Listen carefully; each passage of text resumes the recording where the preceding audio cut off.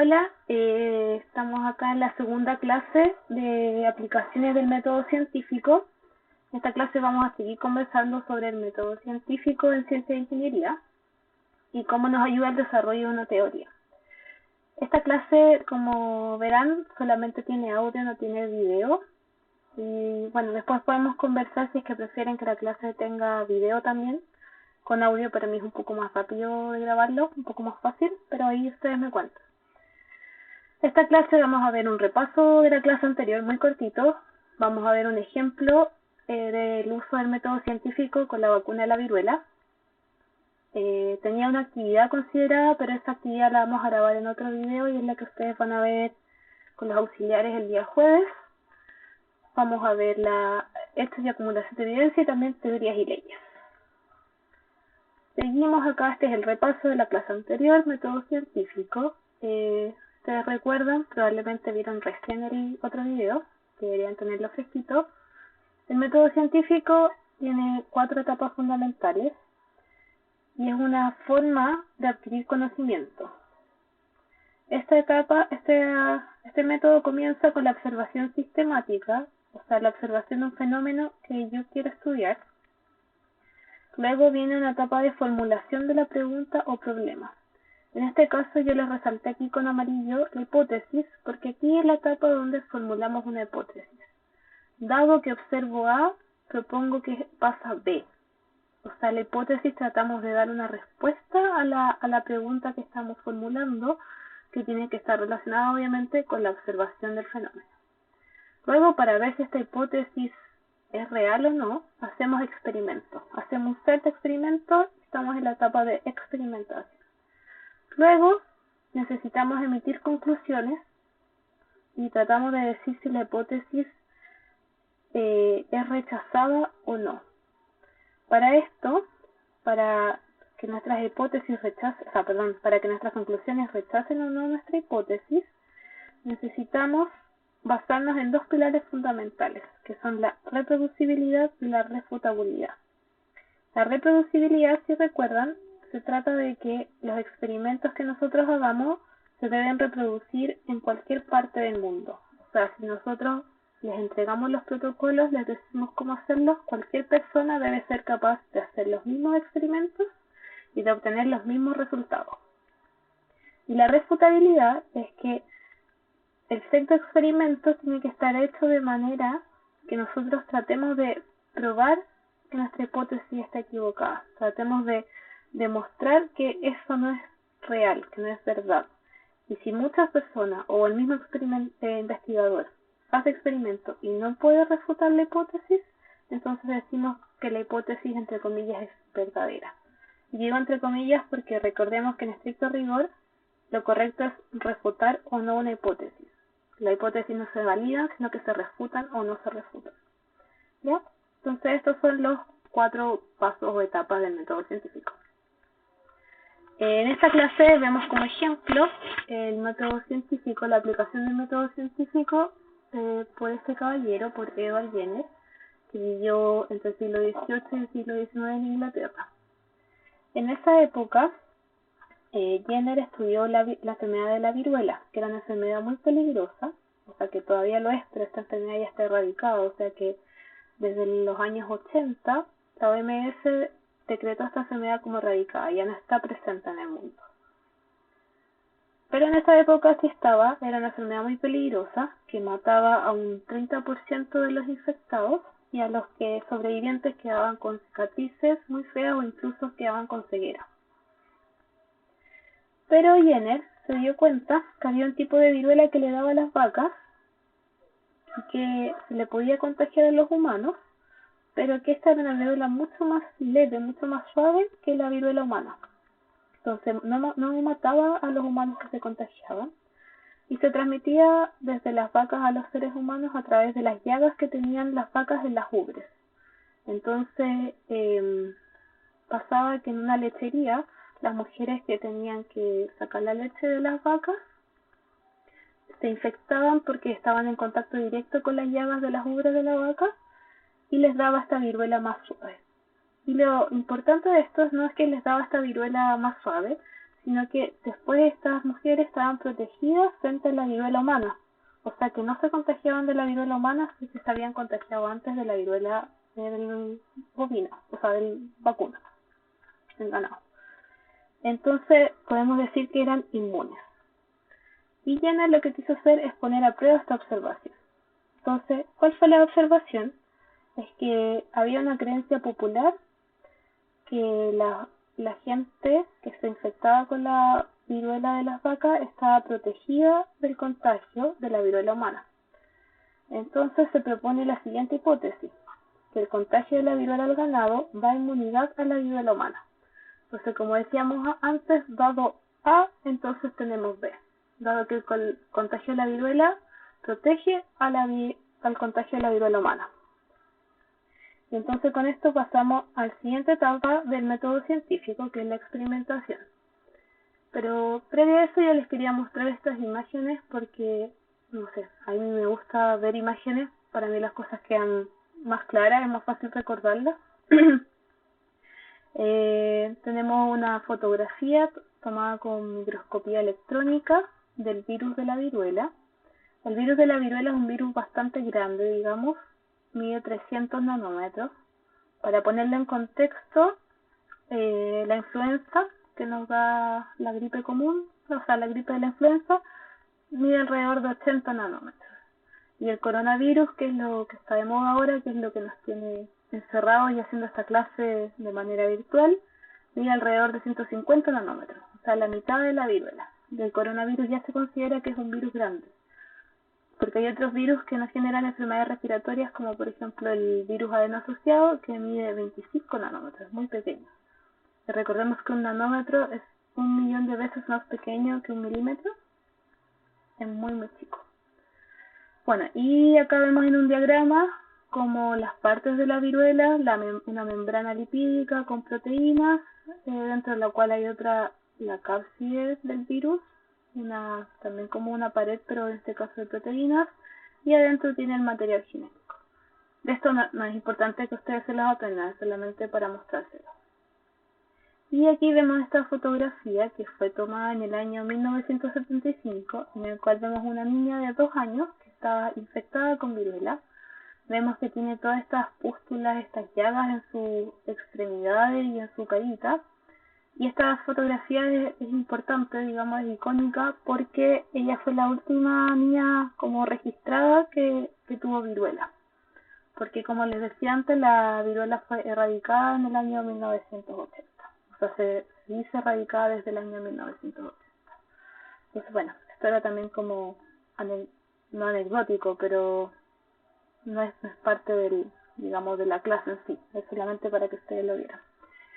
Y quiero mostrarles un video que muestran acá cómo Jenner desarrolló su método científico, y obviamente es mucho más entretenido, más práctico que ver las diapositivas. Así que veamos a continuación el video. This is the smallpox virus. It infected the pharaohs, caused a terrible impact on the Greek and Roman empires, and decimated Native American populations. Nothing seemed to stop this lethal plague until the end of the 18th century. At that time, smallpox was a major global endemic disease. Only in Europe, it killed around 400,000 people per year. It didn't differentiate between rich and poor. Even 5 kings were killed. But for some reason, milkmaids and shepherdesses seemed to be immune to the disease. In fact, they were renowned for their beauty because their skins were free of the scars smallpox caused. They were attractive and resistant. But why? That's what the rural doctor Edward Jenner was trying to understand. He knew that milkmaids got small blisters on their hands when they milked cows suffering from cowpox, a mild disease that cattle suffered from, which caused similar lesions to smallpox. And this phenomenon made Jenner think that maybe cowpox and smallpox were related, and that infection with the milder disease would be enough to protect people against the lethal one. As a man of science, he decided to prove it. And to do this, he needed 3 things: cowpox that he extracted from a milkmaid, fresh smallpox from a patient, and a human guinea pig. He chose his gardener's son, an 8-year-old boy called James Phipps. He infected the child with cowpox. waited a couple of months, and injected him with smallpox. And James didn't become ill. He repeated the experiment with other patients with the same results. Jenner was right, even though he didn't fully understand how his remedy worked. The most remarkable thing was that his discoveries were made way before Jacob Henle proposed in 1840 that infectious diseases were caused by germs, a theory demonstrated by Robert Koch. Decades later, Louis Pasteur, inspired by Jenner's experiments, showed that attenuated microbes could be used to prevent diseases, and he proposed the Terminus vaccine in his honor. Almost 200 years after Jenner's experiments, and thanks to global vaccination campaigns, in 1980, the World Health Organization announced one of humanity's biggest achievements: the complete eradication of smallpox, the most deadly infectious disease in history.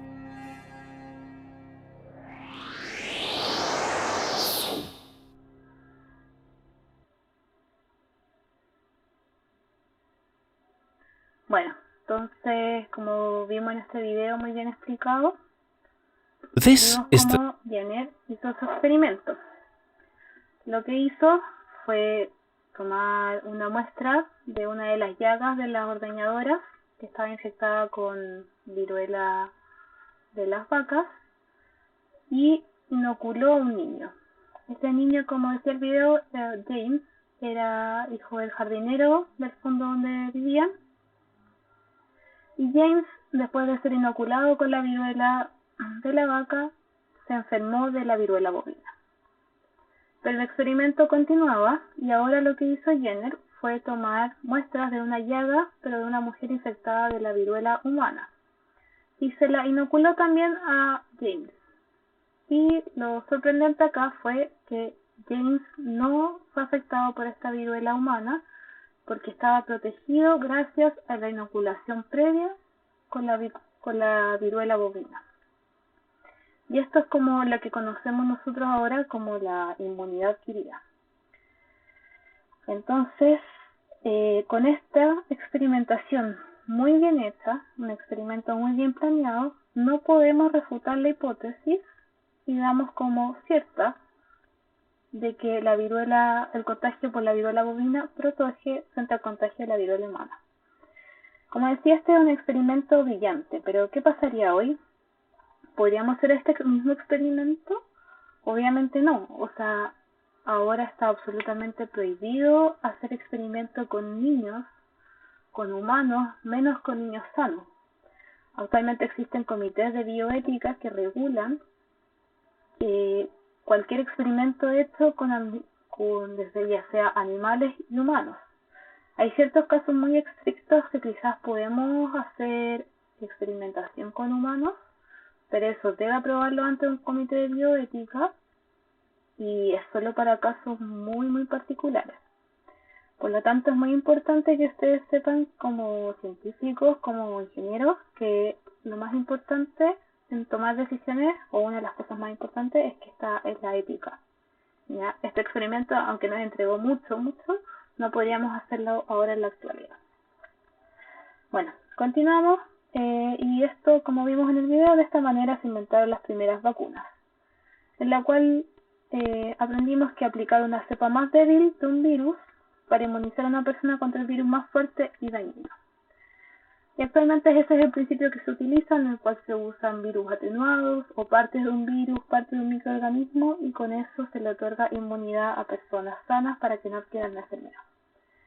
Entonces, no se pudo rechazar la hipótesis, se pudo reproducir el experimento, entonces decimos que esta fue una forma exitosa de hacer el método científico. Y lo último, quiero también que se queden con esta imagen de por qué la vacunación es tan importante. Vemos acá dos niños, ambos de 13 años. Estos niños casualmente, se expusieron al contagio de la viruela el mismo día, pero este niño acá a la derecha, él estaba vacunado frente a la viruela. Y vemos que prácticamente no le pasó nada, quizás tiene una o dos llagas aquí en su cara. Pero en cambio este niño que no fue vacunado sufrió todas las consecuencias de la enfermedad, está lleno de pústulas y bueno, está muy clara la diferencia, por lo tanto es muy importante continuar con la vacunación no de la viruela porque ya no se hace, pero de todas las enfermedades que tenemos actualmente. Sigamos. Entonces, con el método científico lo que hacemos es creando un nuevo conocimiento a partir de observaciones con las que formulamos hipótesis y nos lleva a formular una nueva teoría.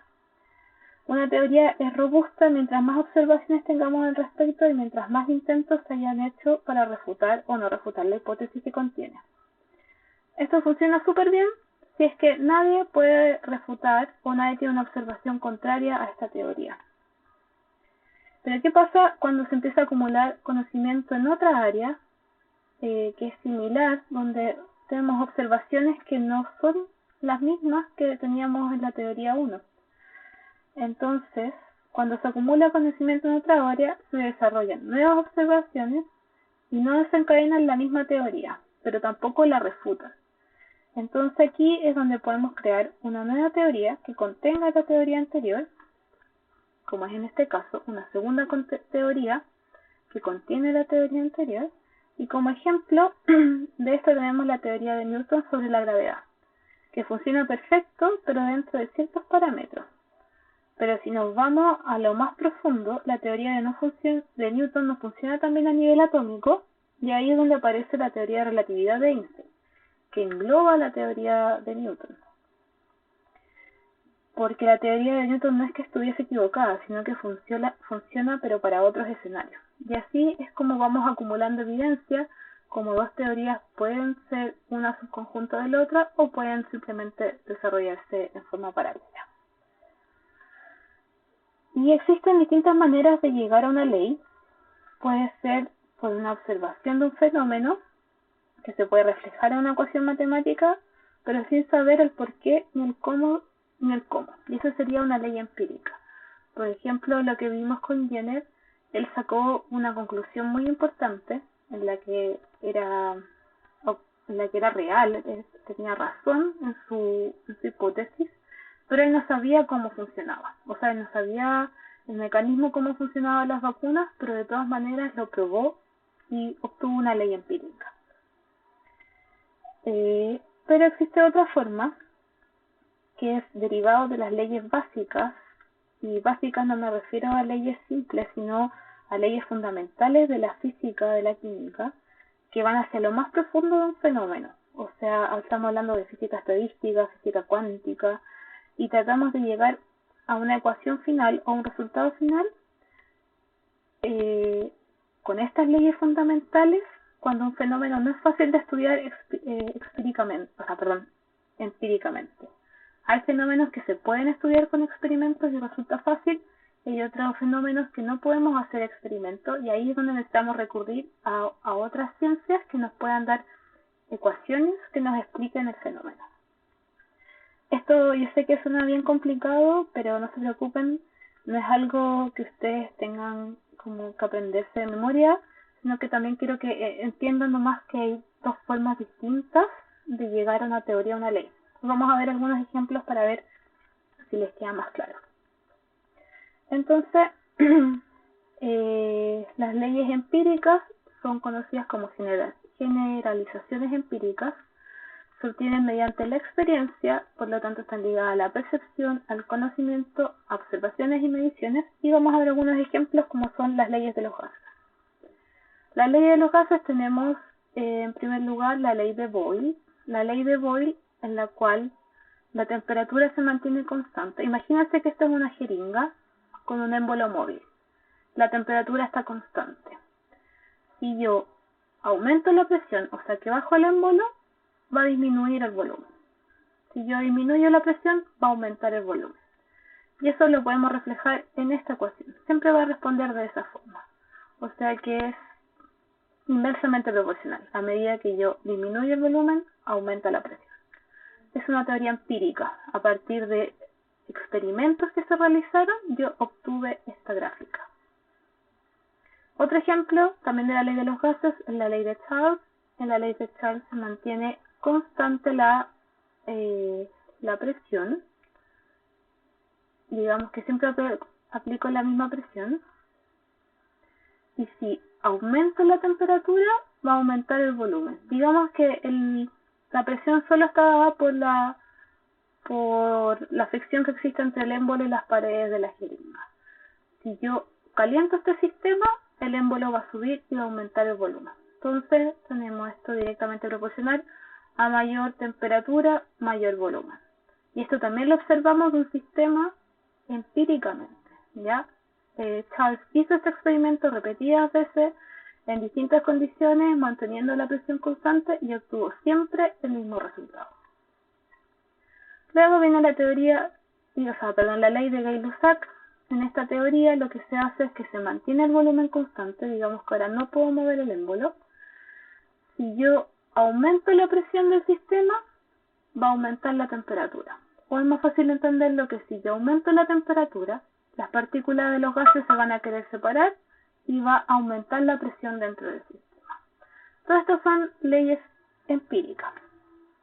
Y con estas tres leyes empíricas podemos obtener la ley de gases ideales, que a ustedes les debe sonar, la clásica PD igual nRT, en la que tenemos que presión por volumen es igual al número de moles por una constante y por la temperatura. Esta ley resulta que es fácil de observar y podemos conocer el comportamiento de los gases variando estos tres parámetros, ¿cierto? Presión, volumen y temperatura. Pero hay sistemas, como les decía antes, que no son tan fáciles de observar empíricamente, y es ahí donde entramos el otro sistema, que son las leyes fenomenológicas. En las leyes fenomenológicas tenemos que emplear leyes fundamentales de la ciencia para poder describir un fenómeno. Tratamos de explicar un fenómeno mediante ecuaciones o la combinación de ecuaciones ya descritas para otros fenómenos. Por ejemplo, la física de partículas o la física cuántica. Y vamos a verles como ejemplos rápidamente las leyes de transporte de masa y de energía. Ya, de nuevo, la idea no es que ustedes aprendan cómo funciona el transporte de materia ni el transporte de energía, son solo los ejemplos. ¿Ya? Entonces, pensemos que como un experto en el área quiere estudiar este transporte de materia o de energía. Ahora, hacer experimentos en esto no es tan simple, porque, por ejemplo, si yo quiero saber cómo se mueve un granito de sal en un sistema líquido, no puedo verlo, no es tan fácil ver cómo se mueve, cuánto se demora. Entonces ahora tenemos que utilizar las ecuaciones ya descritas para tratar de ajustarlas a este sistema. Entonces, o también si queremos ver, por ejemplo, cuánto tiempo se demora en subir 2 grados un cuerpo que se encuentra a una distancia X de otro cuerpo más caliente. Entonces, como esto ya no es tan fácil de hacer empíricamente, necesitamos entender leyes de físico-química y necesitamos aplicar esas leyes para representar este fenómeno. Entonces, como ejemplo de estas leyes, la ley de Fourier, que dice que en una sustancia en contacto con dos focos caloríficos, que está aislada térmicamente en nuestro universo, existirá un flujo de calor entre el más caliente al más frío. Y llegamos a esta ecuación en que tenemos que la densidad del flujo de calor a través de cualquier plano perpendicular al eje Z es proporcional a la diferencia de temperatura. Esta es una ecuación bastante simple, dado lo que representa, porque esto viene del análisis de cómo se movería cada una de las partículas, cada uno de las moléculas de un cuerpo a distintas temperaturas. Entonces, esta ecuación tenemos que el inverso del área por multiplicado, este es el inverso del área por la que ocurre la transferencia de calor, multiplicado por la diferencia de energía cinética de las moléculas, porque ahora estamos viendo ya la energía cinética de las moléculas, ya no estamos viendo algo tan simple como medir temperatura, digamos. Partido por una diferencia del tiempo, desde el tiempo inicial hasta el tiempo en que yo quiero medir o saber el fenómeno, multiplicado por una constante negativa, es igual a una constante negativa multiplicada por la diferencia de temperatura de los cuerpos, dividido por la diferencia de distancia, cuánta distancia hay entre estos dos cuerpos. Bueno, y esta ecuación, que era muy difícil de obtener de manera experimental, la pudimos obtener a partir de la más fundamental de la físico-química. Es una ecuación que es bastante simple para explicar este fenómeno. Y nos permite hacer una ley fenomenológica que es relativamente simple de usar y nos ayuda a entender un fenómeno sin realizar experimentos complejos, sin realizar miles de experimentos. ¿Ya? Entonces, eso quiero que se queden con que hay dos formas de hacer una ley o de estudiar un fenómeno, es a través de las leyes empíricas, que es realizando experimentos, o de las leyes fenomenológicas, que es a través de entender el fundamento de lo que estamos estudiando y tratar de llegar a una ecuación o a una respuesta que sea fácil de entender o fácil de aplicar para estudiar el fenómeno. Y bueno, esta fue la segunda clase. Quiero que nos reunamos vía Zoom el día martes a la 1 para que tengamos esa media hora de consulta. O sea, ustedes pueden ver las dos primeras clases de 12 a 1 y a las 1 nos juntamos para que si es que tienen alguna duda o algo que comentar. Y bueno, muchas gracias por su atención, que estén muy bien.